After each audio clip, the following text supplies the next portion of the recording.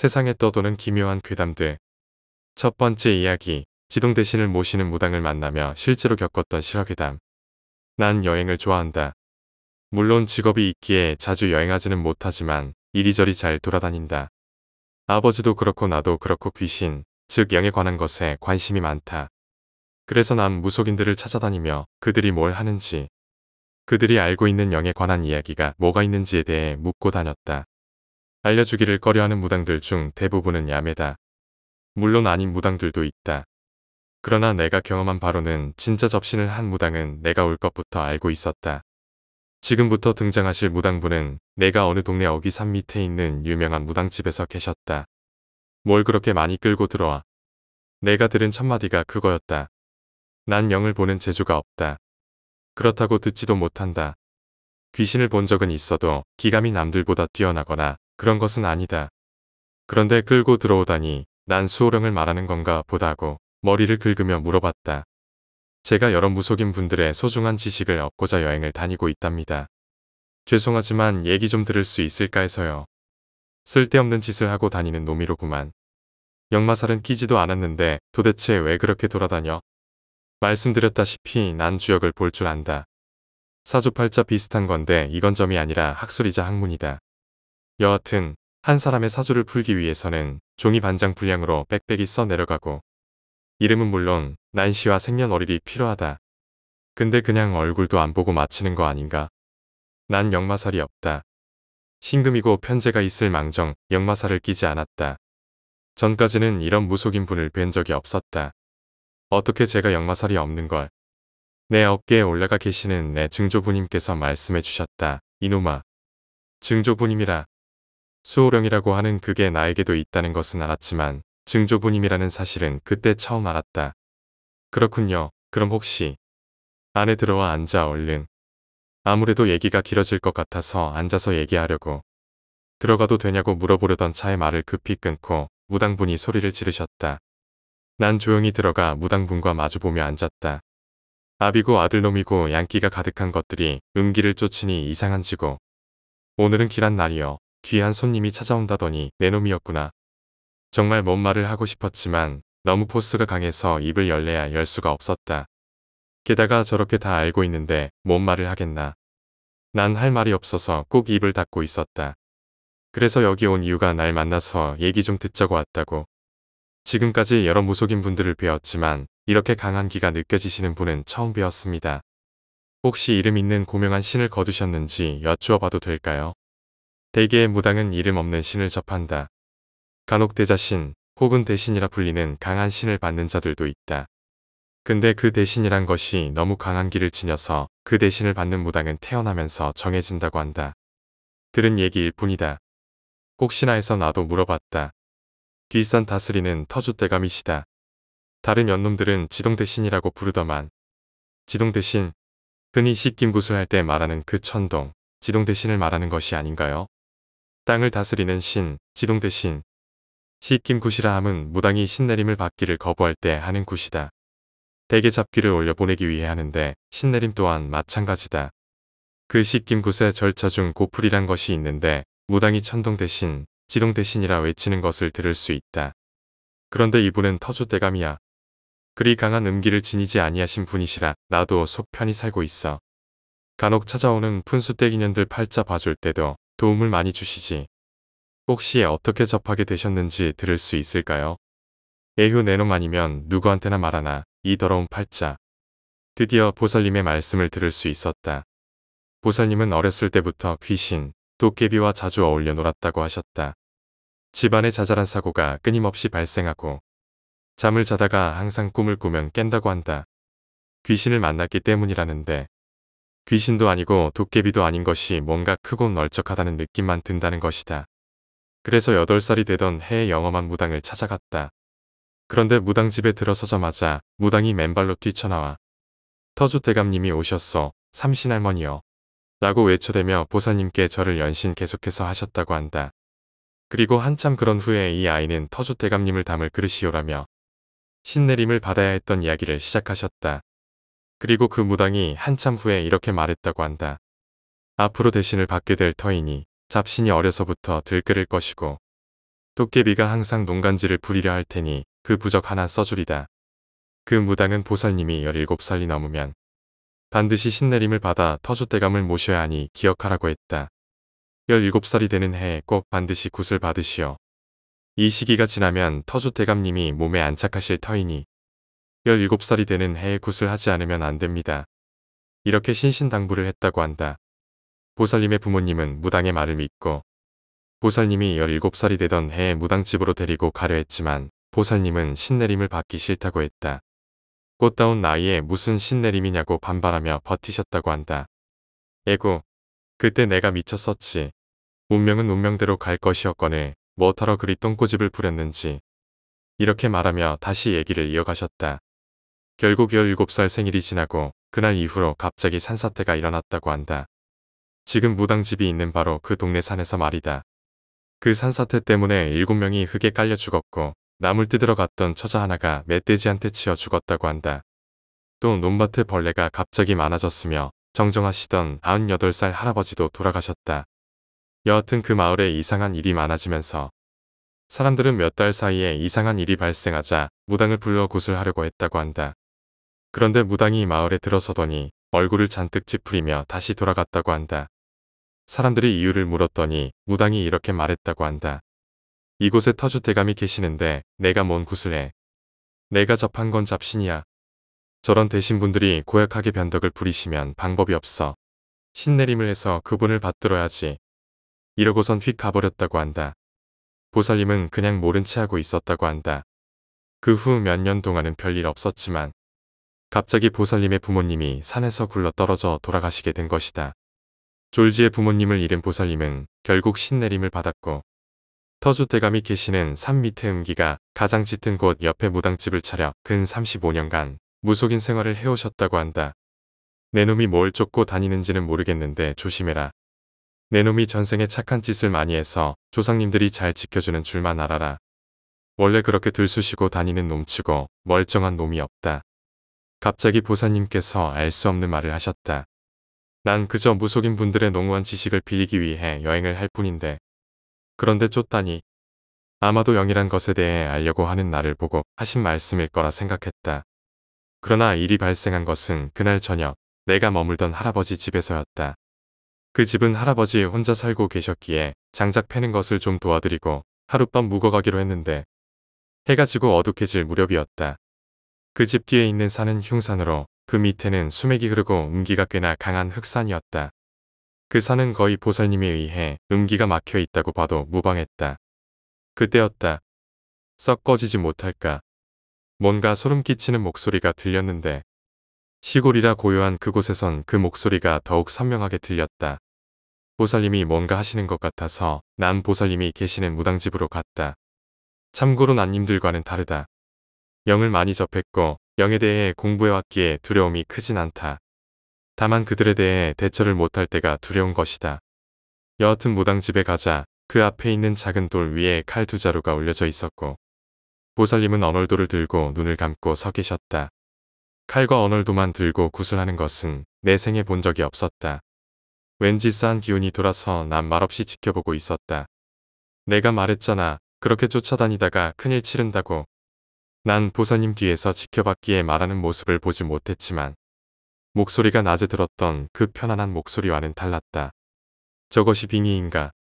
난 그렇게 생각하면서 대답했다. 전 멍청한 놈입니다. 어차피 이렇게 살다 갈 거면 조금이라도 더 알고 싶습니다. 왜 그런 말이 나왔는지는 모르겠지만 왠지 그 순간 잘못하면 죽을 것 같았다. 그리고 그 칼 2자루와 언얼도가 시퍼렇게 발광하는 듯한 착각이 들었다. 내 놈 마비 때부터 너무 업보를 많이 지었어. 이리저리 들쑤시고 다니는 바람에 음기가 더 붙어버렸지. 그게 내 놈한테는 다행이었어. 양기가 그득한 놈이 그렇게 돌아다니는 게 말이 안 돼. 벌써 회풀에 짖어서 뒤질 팔자인데 그놈의 잡귀신 놈들이 내 놈을 따라다니느라 살아남을 수 있었던 거야. 그래서 내 놈이 역마살도 없이 싸돌아다녔지. 박복한 놈 같으니라고. 보살님 말에 따르면 난 양기가 음기를 짓누를 정도로 음양의 기운이 치우쳐 있었다고 한다. 원래 같았으면 15살 전에 불에 타 죽었을 팔자였다고 하셨다. 하지만 아버지가 영을 쫓아다니시던 분이셨기에 나도 영을 쫓아다녔고 덕분에 몸을 채운 양기가 음기에 의해 수그러들었다고 했다. 그래서 난 그 말을 듣고 마음속으로 정리했다. 음양오함, 나 또한 내 체질을 알고 있었기에 보살님의 말씀을 어느 정도 이해할 수 있었다. 그때 난 침을 삼키며 사람이 침을 삼키는 소리가 이렇게 클 수 있다는 걸 처음 알았다. 그 소리가 나자마자 귀뚜라미 우는 소리가 들리며 난 정신을 차리고 다시 입을 열었다. 님들은 모르시겠지만 밤중에 산 밑에서 불빛이라고는 촛불 하나에 언얼도를 들고 서 계신 빨간 옷의 무당이 님에 대해 모든 걸 알고 있다는 듯 말하는 장면을 보면 색다른 공포를 느낄 수 있을 겁니다. 너무 알아서 무섭다고나 할까? 정말로 그 순간 오금이 저리며 몸이 얼어붙는 것 같았다. 그래서 난 입을 뗐다. 이 업을 떨쳐낼 방도는 없습니까? 없어. 내 놈이 지고 가야 된다. 내 자식들에게 물려주기 싫으면 무당 마누라나 하나 휘어잡고 살아. 괴강살은 쉽게 밑으로 내려가지 않는다. 내림굿이든 씻김굿이든 무당 하나 데리고 살아. 내 자식놈들은 삼신할머니가 점지해 주실 터이니. 보살님의 말씀이 끝나자 난 더 이상 무슨 말을 해야 할지 몰라 조심스럽게 물어봤다. 보살님. 그런데 아무 대답이 없었다. 가까이 다가가서 물어볼 엄두가 나지 않았고 그때부터 바람은 스산하게 불기 시작하고 귀뚜라미 소리도 들리지 않았다. 이런 상황은 가끔 있다. 영가를 쫓아다니고 무속인 분들을 찾아다니다 보면 가끔 흉가 같은 데서도 이런 기운을 느낄 수 있다. 말 그대로 귀신이 나올 것 같은 분위기인데 문제는 막상 귀신이 눈에 보이지 않는다는 것이다. 그때는 오기가 생길 만도 한데 그날따라 왠지 그런 기운이 없었다. 마치 내 앞에 터줏대감이라는 큰 신이 계시다 보니 안정이 되는 듯한 기분이었다. 이 몸이 내림을 받기 전에 수많은 사람이 변덕으로 죽어갔다. 지금까지 음기가 그득한 이 산을 벗어나지 못하고 헤매고 있길래 1년에 3번씩 넋을 기린다. 너무 억울하게 죽었어. 그 말에 난 과거에 돌아가신 그분들의 기운이었구나 생각했다.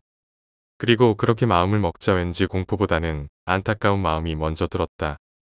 자신의 뜻과 상관없이 다른 사람들의 목숨을 빼앗고 지금까지 그 죄책감을 짊어지고 살아오신 보살님. 오죽했으면 수맥이 흐르는 곳에 무당집을 짓고 음기를 온몸으로 맞고 계셨을까. 신의 힘은 인간의 몸으로 감당하기 어려운 것이고 인간의 마음대로 하기도 힘든 것이 실력이다. 그래서 무당도 잘해봐야 맞추는 확률이 70% 정도밖에 안 된다. 그런데 대신을 가지고 실력을 그렇게 쓰시려 하니 왠지 그분의 어깨가 무겁게 처져 보였다. 보살님은 그때 들고 계시던 언얼도를 내려놓으시면서 말했다. 내가 죽으면 이곳은 허물없이 무너져 버릴 것이다. 밑에 있는 사람들이 피해를 볼 거다. 너도 풍수는 익히고 있겠지? 이 산은 음기가 너무 강해. 터줏대감을 내가 받아들여 더 이상 일이 안 불거지지만 내가 죽고 나면 다시 산의 전기가 밑으로 뻗친다. 음기. 산의 길을 받아내기 위해서는 반대쪽 지형을 움푹 들어가게 만들어야 한다. 즉, 강이 물줄기가 구불구불한 이유가 그거다. 한쪽이 튀어나오면 다른 한쪽은 들어가야 한다. 그렇게 음양의 조화를 이뤄야만 물이 잘 흐른다. 산 또한 마찬가지다. 안 그래도 읍내에서 알아봤습니다. 군사무소에서 말하기를 내후년 이후로 저곳에 터널을 뚫는다고 하더군요. 산이 마주보고 있구나. 저 반대산을 뚫으면 필시 사람이 죽어나갈 게야. 저 산이 돌산인지라 양기가 흐르지만 이곳은 터줏대감께서 한때 노하셨던 곳인지라 음기가 저곳과는 필시 비교가 되지 않을 터인데 내 놈이 무슨 재주로 그걸 막겠다고. 보살님만큼은 아니지만 저도 부적은 좀 쓸 줄 압니다. 부적으로 음기를 막아보겠다고. 내 놈이 뭐길래 부적으로 음기를 막아. 제가 아는 무속인 분께 받은 경면주사가 있습니다. 그리고 기름도 있고요. 물론 그 무속인 분께서 집안 대대로 내려온 특별한 기름과 경면주사입니다. 제가 쓸 일이 있을지는 몰라서 집에 잘 모셔두고는 있습니다만 어떻게 그걸로는 안 될까요? 보살님은 웃으시며 이렇게 말씀하셨다. 내가 역시 보는 눈은 있구나. 내 놈이 귀인이었어. 내 놈은 살면서 별별 해괴한 일을 다 겪고 평범한 사람들과는 다른 삶을 살게 될 거다. 내 놈은 그래도 평범하게 살려고 하겠지. 눈, 귀, 코는 평범하지만 내 놈은 전생에 지은 선행 덕분에 아직까지 살아있고 앞으로도 그리 살 거라. 이게 보살님과의 마지막 대화였다. 보살님은 그 긴 대화 동안 한 번도 얼굴을 보여주지 않으셨다. 아마 평범한 얼굴은 아니었을 거라 생각하면서 그날 밤을 보내고 다음 날 집으로 돌아갔다. 그리고 택배로 부적을 쓸 도구들을 보살님께 보내드렸다. 아무래도 이 일은 그분께서 마무리하셔야 할 것 같다는 생각이 들었다. 지금까지 살아오면서 가장 특별한 일이었고 내 인생에서 잊을 수 없는 경험 중 하나였다. 마지막으로 말하자면 무당이란 것은 위험한 존재임을 말하고 싶다. 그들은 귀신은 물론이고 신을 받드는 자들이며 그들을 사칭하는 졸렬한 잡무리들과는 차원이 다르다. 당신들이 보이지 않는 것을 믿지 않더라도 영은 항상 당신 주위에 맴돌고 있다. 귀신은 멀리 있지 않다. 그저 보고 느끼는 자들이 당신들과 멀리 있을 뿐이다. 그러니 그들을 두려워하기보다는 경외하고 애도를 품고 살자. 그 후 그 경험은 내게 큰 충격으로 남았고 시간이 지날수록 무속에 대한 경외심이 깊어졌다. 보살님과의 대화는 그날로 끝났지만 그 이후로도 종종 무당이나 영에 대한 이야기를 접하면 그때의 기억이 떠오르곤 했다. 사람들은 흔히 보지 못하는 것에 대한 두려움이나 불신을 갖는다. 하지만 그날의 경험은 내가 알지 못했던 세상의 또 다른 측면을 일깨워 주었다. 보살님께 부적을 보내드린 후 특별한 소식을 듣지는 못했지만 그곳에서의 일이 잘 마무리되었을 거라 믿고 있다. 터줏대감이 계신 그 산은 여전히 그 마을의 중심에 서 있고 음기가 강한 곳이라는 소문도 사라지지 않았다. 하지만 이상하게도 그 이후로 나는 다시는 그곳에 발을 들여놓지 않았다. 때로는 그 마을에 대해 궁금해지기도 하고 보살님이 어떻게 지내고 계신지도 알고 싶었지만 묘하게 발길이 가지 않았다. 아마 그곳에서 느꼈던 공포와 경외심이 내 안에 깊이 남아 있어서 그런지도 모르겠다. 그 이후로 나는 더 이상 무속인들을 찾아다니지는 않았다. 그날의 경험은 충분히 특별했고 또 다른 무엇을 더 알아야 할 필요성을 느끼지 못했다. 가끔은 너무 깊이 들어가는 것이 오히려 위험하다는 생각도 들었다. 결국 나는 내가 보고 들은 것들 그리고 무속인들과의 대화를 통해 깨달은 것을 마음속에 담아두고 내 삶을 계속 살아가기로 했다. 어떤 사람들은 내가 경험한 것을 믿지 않을지도 모른다. 하지만 내가 겪은 그 모든 것은 너무나도 생생하게 내 안에 남아있다. 그리고 나는 그날 이후로 더는 귀신이나 영에 대한 두려움은 없었다. 그들이 나와 함께 있는 것을 알고 또 그들을 존중하고 경외하는 마음을 가졌기 때문이다. 보이지 않는 세계에 대한 경외심은 인간으로서 우리가 느껴야 할 감정 중 하나가 아닐까 하는 생각을 하며 나는 조용히 내 일상으로 돌아갔다. 이제 그 모든 일은 내 삶의 한 부분으로 자리 잡았고 더 이상 그것을 찾아 헤매지 않아도 되는 안도감을 느꼈다. 세상이 보이는 것만이 전부가 아니라는 것. 그리고 보이지 않는 세계에도 나름의 질서가 있다는 것을 깨닫고 나니 나는 그날의 일을 후회하지 않았다. 그 경험은 나를 더 깊이 성찰하게 만들었고 영혼에 대한 이해와 삶에 대한 태도를 새롭게 바꾸어 놓았다. 그리고 나는 그 속에서 조용히 균형을 찾으며 살아가고 있다. 두 번째 이야기, 썩은 시체들. 나는 담배를 한 대 입에 물었다. 처음 그들을 본 것은 정확히 말하면 그들 중 하나를 본 것은 어릴 때였다. 지하철역이었다. 어릴 적 배웠던 가난한 사람 또는 불쌍한 사람으로 지칭되는 노숙자 중 하나를 본 것이다. 지하철역 의자에 앉지 않고 한쪽 구석에 쪼그려 앉아있던 불쌍한 사람. 어린 마음에 과자를 사려고 아껴두었던 500원을 주머니에서 꺼내 그 사람에게 주려고 하자 옆에 계시던 어머니가 나를 말렸다. 나는 호기심 가득한 눈으로 그를 계속 주시했다. 그는 그대로 쪼그리고 앉아 있었다. 마치 영혼이 굳어 있는 듯이. 그러나 승강장에 있던 누군가가 빵을 꺼내 먹기 시작할 때였다. 그 노숙자는 갑자기 일어섰더니 빵을 먹던 사람을 향해 달려들었다. 그는 빵을 빼앗아 개걸스럽게 먹기 시작했고 빵을 빼앗긴 사람은 당황한 듯했다. 이내 정신을 차린 그는 노숙자를 향해 욕을 퍼붓고 발로 차기 시작했다. 그때 노숙자는 갑자기 절규하며 그 남자에게 달려들어 그의 귀를 물어뜯었다. 나는 그 노숙자의 시뻘건 눈을 보고 두려움에 사로잡혀 울었던 기억이 난다. 그들과의 두 번째 만남은 고등학교 때였다. 겨울방학에 나는 친구들과 2박 3일 일정으로 한적한 시골 마을로 여행을 갔다. 친구들과 일탈을 즐기며 4명이 소주 5병을 비워가며 모닥불을 피워놓고 밤을 지새웠다. 우리는 대수롭지 않게 생각했지만 우리 뒤에서 무언가 부스럭거리는 소리가 들려왔다. 그 소리가 야생동물일 수도 있다는 친구의 말에 우린 긴장했고 나무 막대와 돌멩이를 들고 그 소리의 원인을 찾아 나섰다. 소리의 원인은 다름 아닌 한 불황자였다. 그 사람은 마을 주민이라고 하기엔 너무나도 더러운 옷을 겹겹이 입고 있었고 우리의 텐트 안을 뒤져 음식물 쓰레기를 먹고 있었다. 텐트는 난장판이 되어 있었고 한 친구가 얼어 죽을 이라고 중얼거렸다. 그 말을 신호로 우리는 불황자를 때리기 시작했고 그 사람의 옷을 벗겼다. 결국 그가 알몸이 되었을 때 우리는 마른 몸이 아니라 말라 비틀어진 시체 같은 몸을 보았다. 그 기괴한 몸에 놀라 주춤한 사이 그 불황자는 우리 중 하나에게 달려들었고 친구는 귀와 코 그리고 손가락 몇 개를 잃었다. 그 후 그 친구는 병원에 입원했으나 어느 날 행방불명이 되었다고 한다. 우리는 그 일이 있고 나서도 각자 바쁜 삶에 치여 일상으로 돌아갔다. 몇 년간 나는 먹고 살기 바빴고 일하고 잠드는 생활만을 반복했다. 심하면 새벽에 퇴근하는 일이 잦았는데 그때마다 골목 어귀에 웅크리고 앉아있는 자들을 종종 보게 되었다. 그들은 가만히 있었고 나 또한 그들을 신경 쓸 여력이 없었다. 몇 년 후 목돈을 마련해 작은 집을 마련했을 때 그 동네에서도 그것들을 볼 수 있었다. 그들은 자비심 많은 사람들이 주는 돈이나 음식을 받지 않고 그저 구석에서 웅크리고 있었다. 어느 날 새벽에 담배를 피우러 베란다에 나가서 밖을 보니 그것들이 움직이고 있었다. 그것들은 느리게 움직였지만 일정한 방향으로 나아갔고 그 중심에는 한 사람이 있었다.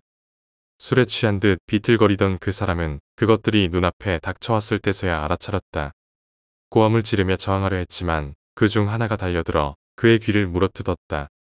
술에 취한 사람은 비명을 지르며 도망갔지만 골목마다 서 있던 그것들에 의해 결국 포위당했다.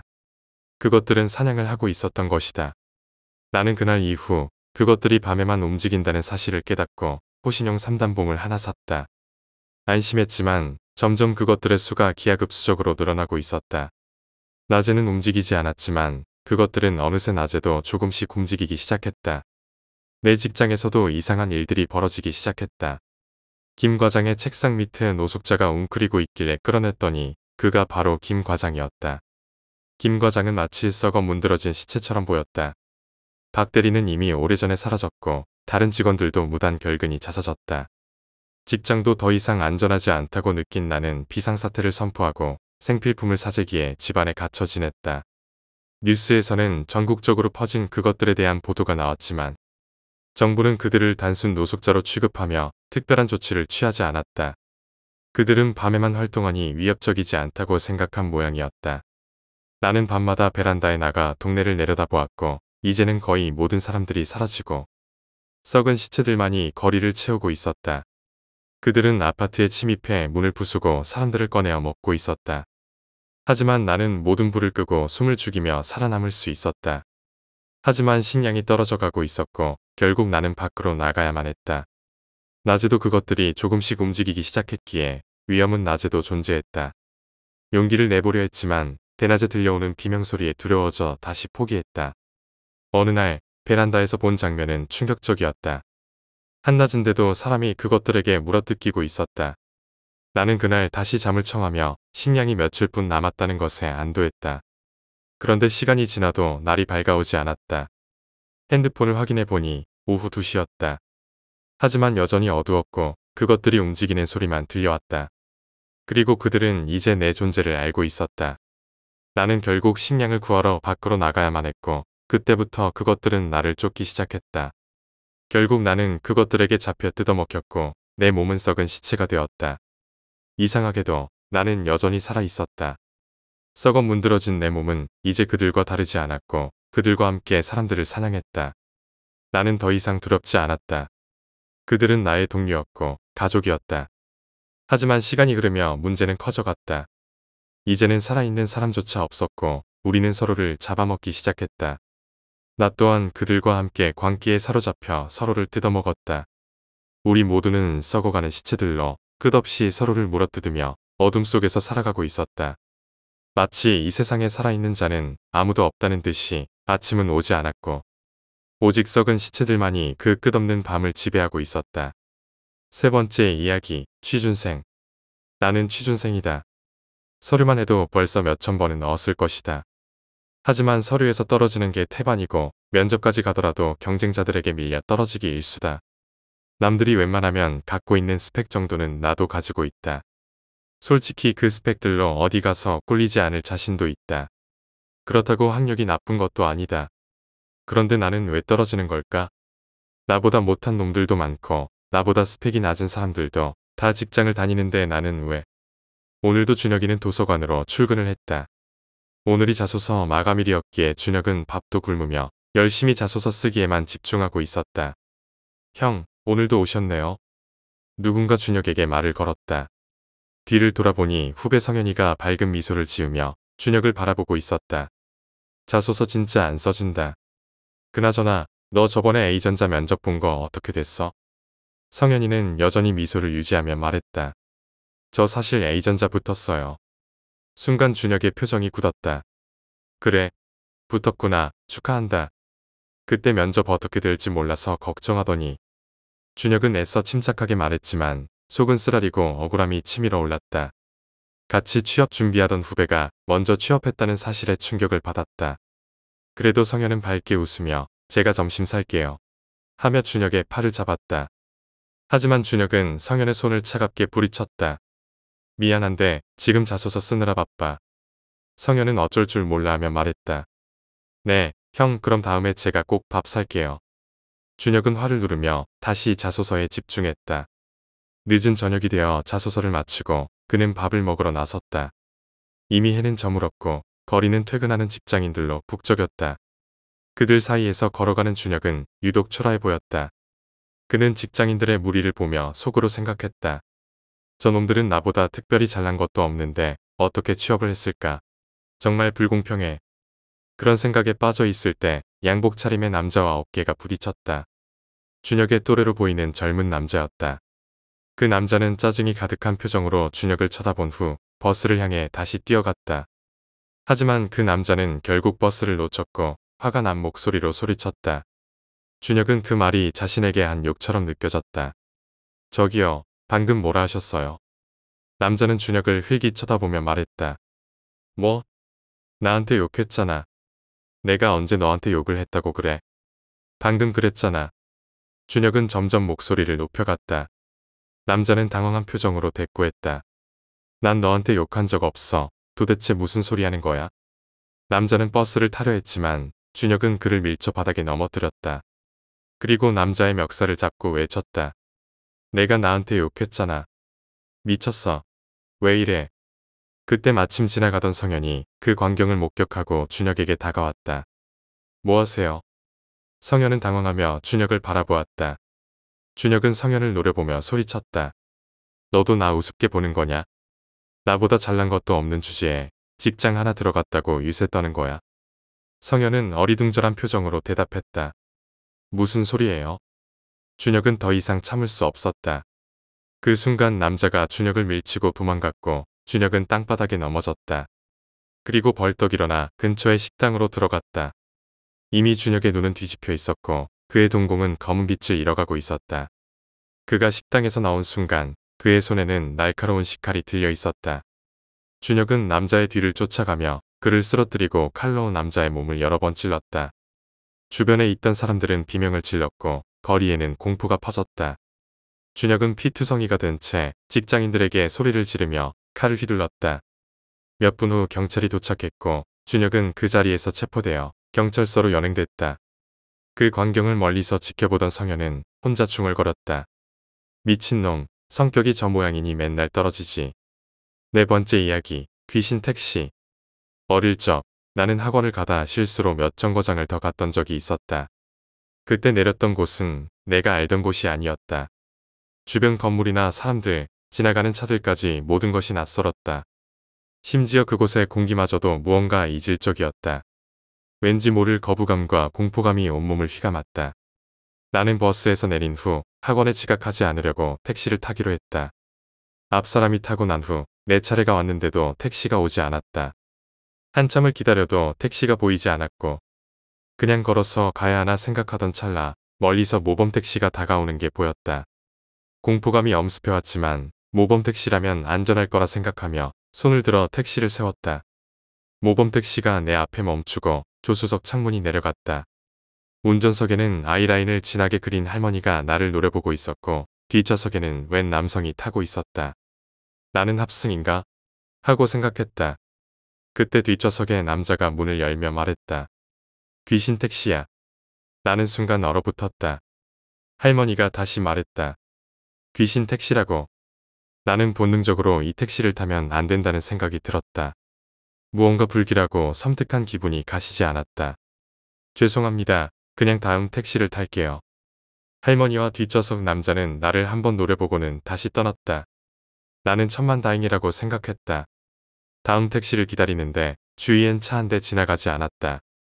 그때 멀리서 또 택시 한 대가 다가오는 게 보였다. 다시 그 모범 택시였다. 그 택시는 다시 내 앞에 멈춰섰고 할머니는 창문을 내리며 말했다. 너 거기 닫았어. 그러고는 다시 떠났다. 귀신 택시가 사라진 후 얼마 지나지 않아 멀리서 흰색 택시가 오고 있었다. 나는 그 택시를 타고 학원으로 향했다. 그날 학원에 도착했을 때 학원은 문을 닫아버린 상태였다. 나이가 들어서야 알게 되었지만 그날 내가 보았던 택시는 모범 택시가 아니라 시체를 실어 나르는 연구차였다. 그날 이후로 나는 그 경험을 잊으려고 노력했지만 가끔씩 그날의 일이 떠올랐다. 특히 밤길을 혼자 걸을 때면 문득 그 택시와 그 음산한 할머니의 얼굴이 떠올라 소름이 돋곤 했다. 그때의 낯선 공기, 할머니의 차가운 시선, 그리고 뒷좌석 남자가 내뱉은 그 한마디가 뇌리를 떠나지 않았다. 귀신 택시야. 그 말이 머릿속에 맴돌면서 나는 다시는 택시를 타는 게 망설여지기 시작했다. 시간이 흐르면서 나는 그 일을 마치 꿈처럼 잊고 지냈지만 어느 날 우연히 인터넷에서 비슷한 경험을 한 사람들의 이야기를 발견했다. 어느 지방에서는 연구차를 타면 그 안에 귀신이 타고 있다는 소문이 있었다. 특히 밤에 나타나는 그런 택시는 단순히 시체를 운반하는 연구차가 아니라 죽음을 예고하는 존재로 여겨지곤 했다. 그 택시에 타게 되면 무슨 일이 있더라도 그곳에서 빠져나올 수 없다는 이야기였다. 나는 그 이야기를 보며 등골이 오싹해졌다. 내가 그날 탔던 택시도 그런 존재였던 걸까? 시간이 흐르고 그 일은 나의 삶에서 단순한 과거의 한 조각으로 남았다. 그런데 가끔씩 꿈속에서 그날의 장면이 다시 나타나곤 했다. 똑같은 모범 택시, 똑같이 나를 바라보는 할머니, 그리고 뒷좌석의 남자. 꿈에서 나는 그 택시를 타려고 문을 열다가 갑자기 공포에 질려 도망치는 나 자신을 보았다. 이후로는 그 일을 누구에게도 말하지 않았다. 사람들이 나를 이상하게 볼까봐 두려웠기 때문이다. 하지만 그때 내가 느꼈던 그 섬뜩함은 결코 지워지지 않았다. 지금도 밤길을 걷거나 택시를 탈 때 가끔 그날의 일이 떠오르면 잠시 멈춰서서 다시 생각하게 된다. 혹시 내가 그때 택시에 탔다면 지금 나는 어디에 있을까? 그 이후로 택시에 대한 불안감은 여전히 남아있다. 그리고 그 귀신 택시가 단순한 환각이었는지 아니면 실제로 그런 존재가 있는 건지는 알 수 없지만 나는 그날의 선택을 후회하지 않는다. 아마 그 택시를 탔다면 지금의 나라는 사람은 존재하지 않았을지도 모른다. 5번째 이야기, 기이한 손님. 내가 아르바이트를 하던 시절의 이야기다. 당시 나는 한적한 시골의 작은 카페에서 일을 하고 있었다. 마을 사람들은 이곳에 자주 들르지 않았고 손님들은 대부분 지나가는 관광객이나 여행자들이었다. 하루는 비가 부슬부슬 내리던 어느 오후. 카페 안은 조용했고 손님은 나 혼자뿐이었다. 그때 한 남자가 카페로 들어왔다. 그는 키가 크고 마른 체형에 긴 검은색 코트를 입고 있었다. 비에 젖은 머리카락은 얼굴에 달라붙어 있었고 얼굴은 창백했다. 왠지 모르게 남자의 분위기가 음침해서 나는 그를 마주하는 게 조금 꺼려졌다. 무엇을 드릴까요? 나는 최대한 평정심을 유지하며 물었다. 남자는 조용히 고개를 들더니 나를 똑바로 바라보며 말했다. 따뜻한 커피 한 잔 부탁해요. 그의 목소리는 낮고 차분했지만 어딘가 이상하게 느껴졌다. 나는 커피를 준비하며 그를 몰래 살펴보았다. 그는 창밖을 바라보며 무표정한 얼굴로 앉아 있었다. 비가 창밖에 내리치고 있었지만 그는 그것을 전혀 신경 쓰지 않는 듯 보였다. 커피를 내오자 그는 한 손으로 잔을 들어 올렸다. 그 순간 나는 그의 손이 유난히 차갑고 창백하다는 것을 알게 되었다. 마치 피가 흐르지 않는 사람처럼 보였다. 그는 조용히 커피를 홀짝였고 한동안 아무 말도 하지 않았다. 그렇게 시간이 흘렀다. 비는 계속 내리고 있었고 카페 안은 여전히 고요했다. 그러다 갑자기 그가 나를 다시 쳐다보며 물었다. 여기는 언제 문을 닫나요? 나는 대답했다. 보통 저녁 7시에 문을 닫습니다. 그는 고개를 끄덕이더니 다시 창밖을 바라보았다. 그리고는 조용히 말했다. 오늘 밤에는 문을 닫지 마세요. 곧 사람들이 올 겁니다. 그 말에 순간적으로 등골이 서늘해졌다. 사람들이 온다니요. 지금 이 비 속에서요. 나는 불안한 마음에 물었다. 그는 미소도 없이 답했다. 네, 오늘 밤에는 많은 손님들이 올 겁니다. 그들을 받아주세요. 그 말이 끝나자 갑자기 카페 안이 더 차가워진 느낌이 들었다. 나는 그의 말이 이해되지 않았고 더욱 혼란스러워졌다.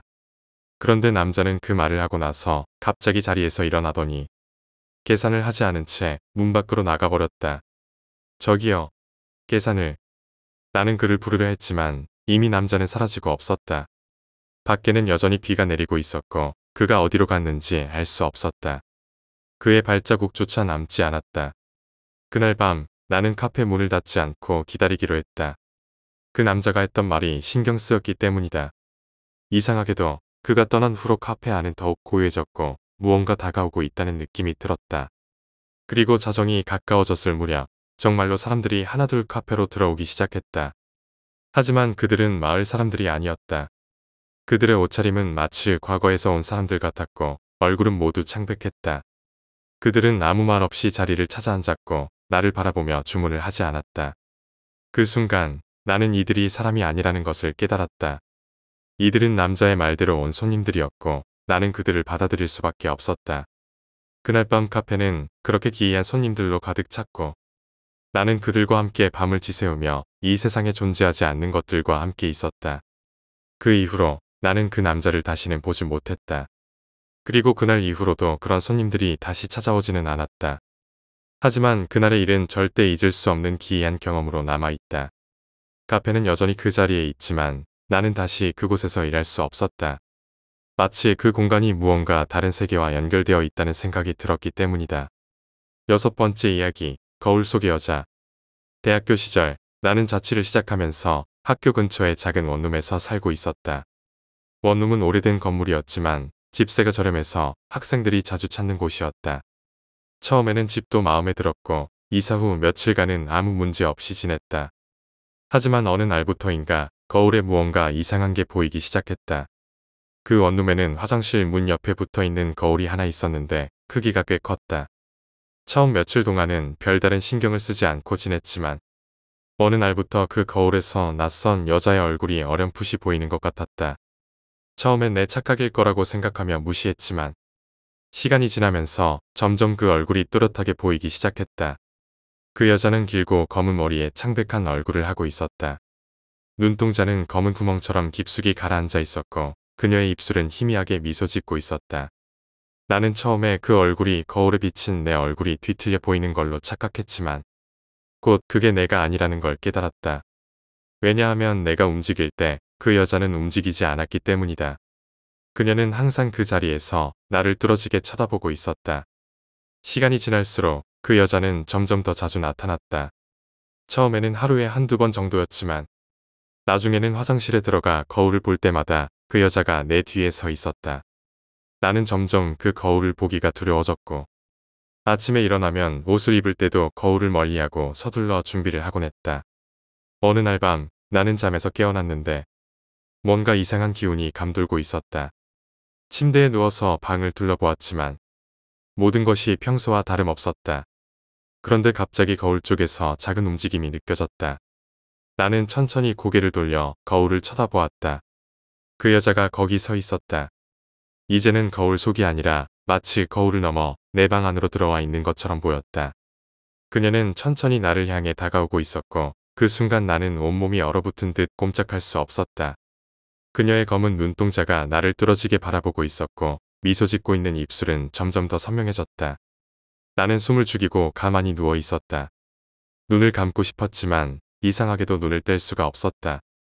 그녀가 나를 향해 손을 뻗으려는 순간 갑자기 방 안에 있던 시계가 크게 울리며 시간을 알렸다. 그 소리에 정신이 들었고 나는 바로 불을 켰다. 불이 켜지자 거울 속의 여자는 사라졌고 방 안은 다시 평소처럼 고요해졌다. 하지만 그날 이후로 나는 그 방에서 잠을 잘 수 없었다. 거울에 비친 여자의 모습이 계속 머릿속에서 떠나지 않았고 그녀가 다시 나타날까봐 두려웠다. 결국 나는 그 방에서 나와 다른 곳으로 이사를 갔다. 그 집을 떠난 이후로는 그 여자를 다시 보지 않았다. 하지만 그때 느꼈던 공포는 아직도 생생하다. 거울 속에서 나를 바라보던 그 여자.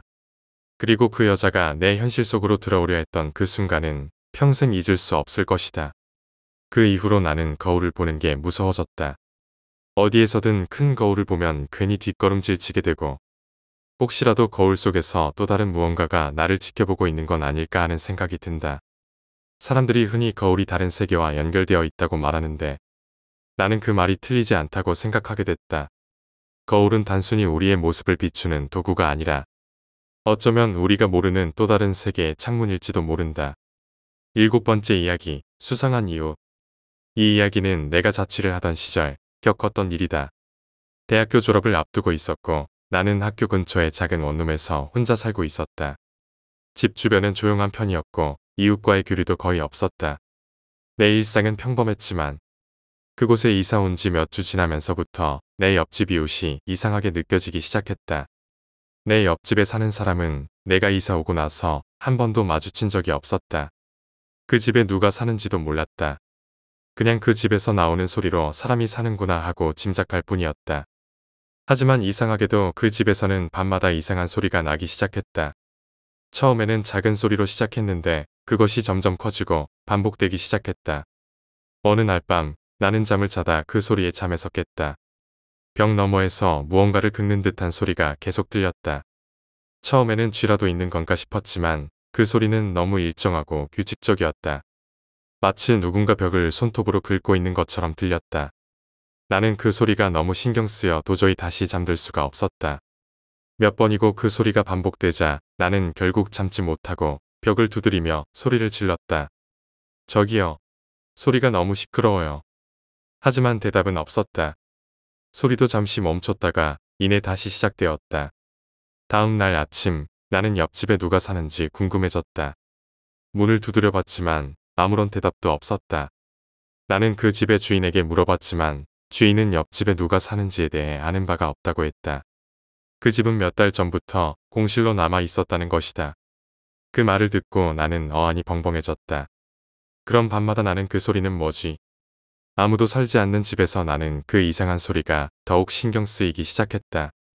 며칠 후 나는 더 이상 참지 못하고 옆집 문을 열어보기로 결심했다. 조금 무섭긴 했지만 그 소리의 정체를 알아야만 했다. 그날 밤 나는 조용히 옆집 앞에 섰다. 문을 열 수 있을까 고민하며 손잡이를 돌려보았더니 문은 잠겨 있지 않았다. 나는 심장이 두근거렸지만 문을 천천히 열고 안으로 들어갔다. 집안은 어두웠고 오래 비어 있었던 것처럼 먼지가 쌓여 있었다. 이상하게도 집 안에서는 아무런 소리도 들리지 않았다. 그러나 내가 거실로 발을 들여놓은 순간 벽 너머에서 그 익숙한 긁는 소리가 다시 들렸다. 마치 내가 방 안에 들어온 걸 알아차린 듯 소리는 점점 더 크게 들렸다. 나는 무언가가 잘못됐다는 느낌이 들었지만 이미 너무 깊이 들어왔기에 돌아설 수 없었다. 그때 갑자기 벽에 걸려 있던 그림 하나가 바닥으로 떨어졌다. 나는 깜짝 놀라 뒤로 물러섰고 그 순간 벽 너머에서 무언가 움직이는 소리가 들렸다. 마치 벽 뒤에 누군가가 서 있는 것처럼. 심장이 빠르게 뛰기 시작했고 나는 그 방에서 한순간도 더 머물고 싶지 않았다. 나는 급히 방을 빠져나와 옆집 문을 닫고 내 원룸으로 달려 들어갔다.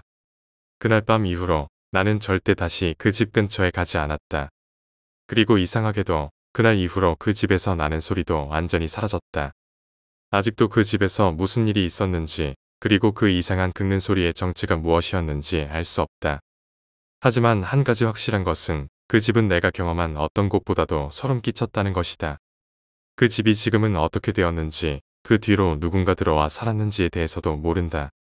다만 나는 다시는 그 집 근처에 가고 싶지 않을 뿐이다. 이제 그 집은 내 기억 속에서 하나의 미스터리로 남아있다.